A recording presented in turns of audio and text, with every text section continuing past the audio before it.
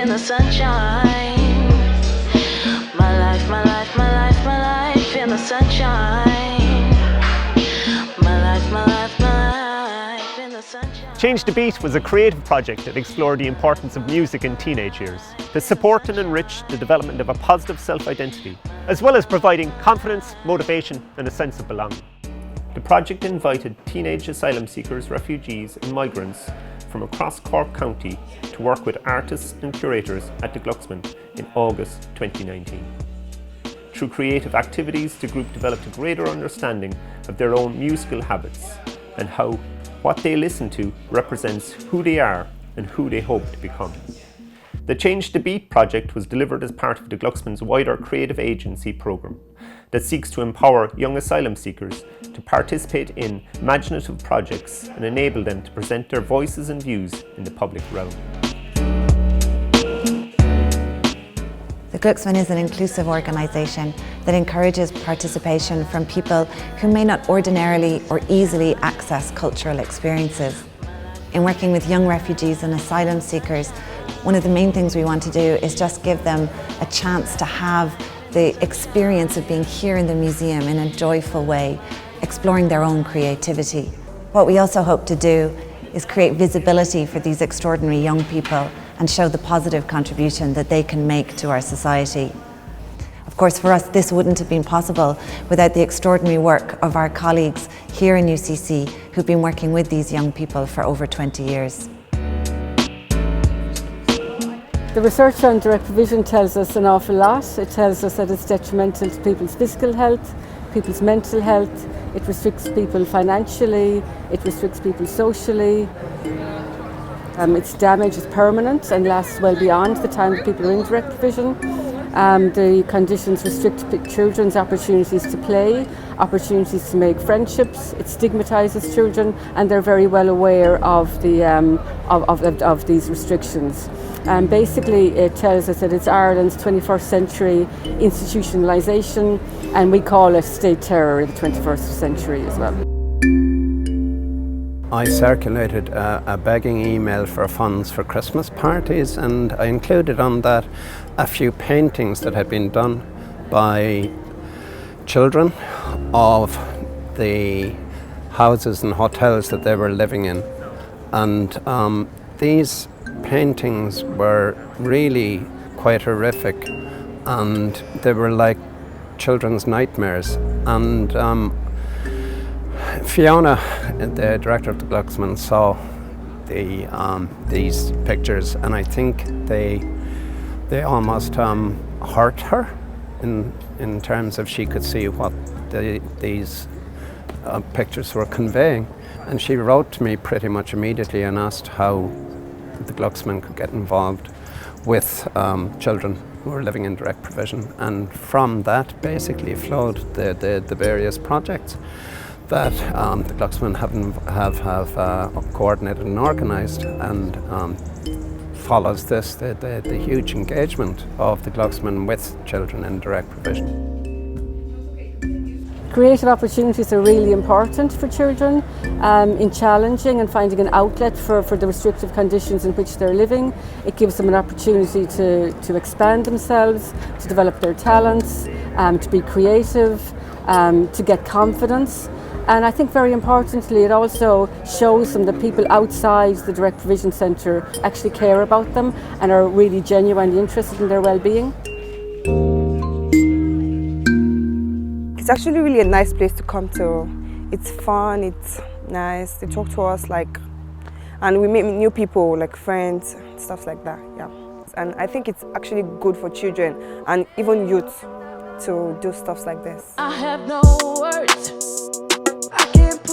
I was involved in a project last year at the Glucksman, and while on that project I was able to tour UCC, and I grew a liking and appreciation for it, and now I'm studying biochemistry. I'm in my second year and I've met a lot of great people. UCC is definitely a friendly place, a welcoming place, and I must say that the project has opened up the university for me, which is really a great thing. I'm all alone when there's nowhere to go. Since the inception of the Glucksman's Creative Agency programme in 2015, we've been committed to hosting the creative workshops in the civic space of the museum, rather than in the confinement of the accommodation centres. Although it is organisationally more challenging to bring the young people to the museum, it is a necessary first step towards establishing a more creative dialogue with them. I loved making the shirts. Brilliant. I've never thought of making my own shirt, but now I have. My eyes have been open a bit. And the printing, it's a new way of looking at art. And my collage, it was like an extension of my mind to my hands. Brilliant, I should say. It opens my mind to more creativity, more things I don't think about. Also, it gives me a chance to socialize more than I usually do. Change the Beat invited teenagers to work with artist Shane O'Driscoll and Glucksman education assistant Lucia Taubler over 6 creative sessions, and to design artworks for public exhibition across the city. The project explored the importance of music in teenage years. We wanted the participants to consider the role music plays in their lives and how it shapes their identity.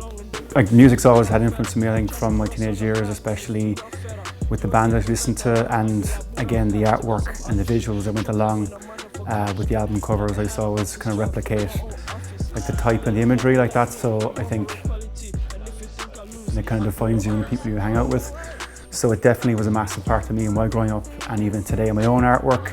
A lot of titles from my own prints are titled from either lyrics or song titles of what I'm actually listening to within the studio at the same time I'm making work. So it's even today, it still has quite a key part to my own art making process as well.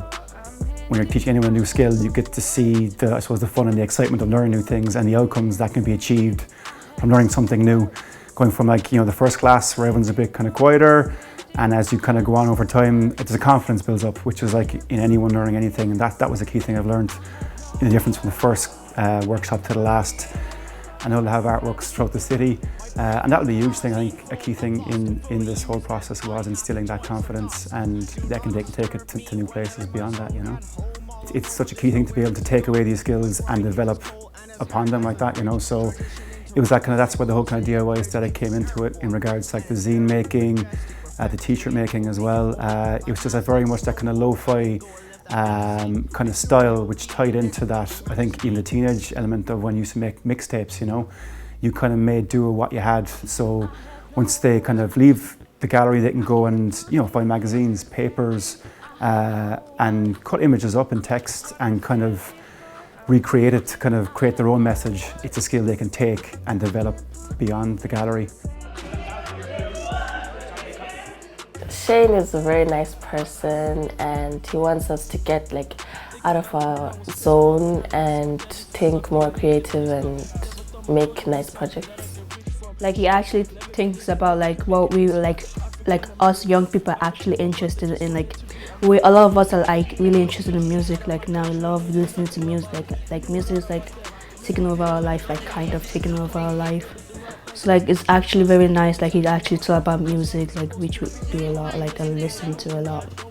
I did about women, women writing stuff, how us women should feel important, and we shouldn't feel we're not important to the community, because sometimes us women are not really appreciated with what we do. The City of Cork has seen many positive movements in recent times towards making the region a welcoming place for all people. These movements have been driven by committed individuals who see the value in diversity and inclusion. Yeah, I've been working with teenagers for many years, doing music workshops all over the years, but most particularly in the last couple of years, Nana Nagel placed in the Cork Migrant Centre with Andrea Williams. She's a choreographer and dancer, and we're teaching teenagers from the greater migrant community, including direct provision, teaching them dance. Over the years, I've seen a massive impact. In fact, I actually set up a record label with one of the youngsters that I was working with, who I met in a workshop in UCC back in 2005. And now he teaches me everything in the studio. But in the last few years, particularly with the Cork Migrant Centre, and it's mostly girls, it's a massive for their self-esteem and confidence and attitude. So it's a big thing in that regard. These projects are essential for the teenagers, for the younger ones even coming up behind them. I mean, this is still uncharted territory. There's lots of people who are just trying to settle in Ireland, and particularly with the uncertainty and the kind of climate out there at the moment, it's just very important for people to feel included, I think. And these projects are essential, so hopefully they will get more organised and funded, and we can do more of them. I feel like the public should know a lot about us as migrants, because it's not easy coming here and just with fitting in, and places like refugee centers where we live in, we're always trapped. We don't do anything. We just wake up, sleep, eat, sleep, same routine every day. So when there's an opportunity like this, it's very big for us as migrants. So we're very thankful to people who sponsor us and call us to do these things, because we improve on what we do and we become better. Before we're in Africa and there's wars and stuff, so it's not nice to grow up in such environment, and people mostly in Africa have a lot of talents that would make an impact in the society, but they don't have the opportunity. My generation needs education to reach elevation. As a university art museum, the Glucksman is in a unique position of being able to work with academic colleagues who can influence policy and practice. As part of the Change the Beat project, we collaborated with Dr. Eileen Hogan and Dr. Katrina Nealera from the University School of Applied Social Studies. The IRC research project explored the music consumption habits of young people living in direct provision, providing a unique insight into their experiences of living in an institutionalised setting. So our reasons for doing this research was to explore how young people experience living in direct provision, but we wanted to look at it through their experience of their music consumption. So we were interested in how young people listen to music, what kinds of music they're interested in, how it shapes their sense of identity and well-being. And then we also wanted to look at the impact of participation in the art workshops through the Glucksman, so particularly looking at this music-themed art workshop. In our research, we're particularly interested in finding ways of engaging with young people that enable them to express their identities and their feelings. And I suppose in a context where there may be a lot of misconceptions in society about immigrants, about asylum seekers, and about young people in general, we were really keen as researchers to create the kinds of spaces that allow young people to tell their stories in their own words, whether that is through the medium of dance or music or art or the spoken word. And in that way, I think to contribute to, I suppose, better understandings of their lives in a way that can be communicated to the public as well. So we're just fresh out of the project, but some of the initial findings are I suppose the importance of providing these opportunities for young people living in direct provision. They're just a really important space for the young people to be together and to relax and to enjoy themselves and to meet young people from the other direct provision centres. So socially it's a really important space for them, and to get away from the humdrum of everyday life in direct provision centres. And then artistically, it's really interesting to see the impact on the young people in terms of the sense of pride they have in the artworks that they've produced, and a real sense of self that they communicate through the works that they made. So it's very exciting to see those creative outputs also. The support of the Arts Council of Ireland has ensured that the Glucksman is in a position to continually invite back these young people to take part in creative projects in the supported environment of the museum. The ongoing commitment of the Glucksman to young refugees, asylum seekers and migrants positions them visibly within the civic space of the museum. Enabling the teenagers to express their own views in the public domain encourages positive attitudes to the young people, as well as an awareness of the limiting conditions in which they must live out their childhood. You know, the guys are getting a chance to have their work showcased around the city, and highlight their passions, which is music. It's that kind of visual overview of their own passions, and I think the fact that they can see it throughout the city, other people can see it as well, and it'll resonate with people. I think that's kind of is a huge thing, you know, and it'll get an enormous sense of pride as well. I think to walk into a public space and see your work up on a wall, you know, for the first time, it's something you never forget, you know. I think it's a good thing because people can see our emotions and how we draw and what we've been learning.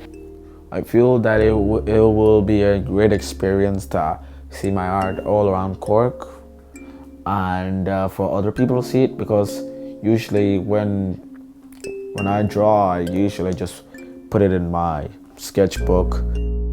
Just want to thank them for organizing stuff like this, for making me meet new people and not just sitting home during the summer, you know, like.